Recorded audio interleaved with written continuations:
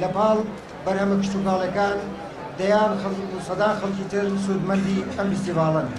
من لێرە ئاماری 3 ڕۆژی فرۆشی فیستیڤاڵەکەتان پێڕاگەێنم. لە ماوەی 3 ڕۆژدا ملیارێک و 700 ملیۆن فرۆش لە فیستیڤاڵەکە هەبووە کە بەم شێوەی خوارەوە دابەشە بێت. بەرهەمە کشتتوکاڵەکان 700 ملیۆن دینار بووە، بەرهەمەکانی خواردەمەنی 800 ملیۆن دینار بووە، بەرهەمەکانی کاری دەستی 200 ملیۆن دینار بووە. ئەمە ئاماری بڵێن تا سعات 5 ئەم فیستیڤاڵە بووە. دەبێ ئەو ئامارەی کە بەسپاسەوە لەلایەن تیمەکانی ئاماری بەڕێوەبەرایەتی گشتیمانەوە گیراوە، ئەویش بە حسابکردنی ژمارەی ئۆتۆمۆبیل بووە.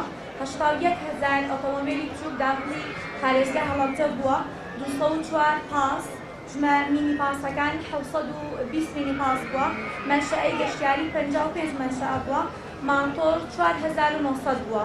بەپێی ئامارەکانی ئێمە ژمارەی سەردانیکەر و گەشتیار 419,700 سەردانیکەر و گەشتیار بووە.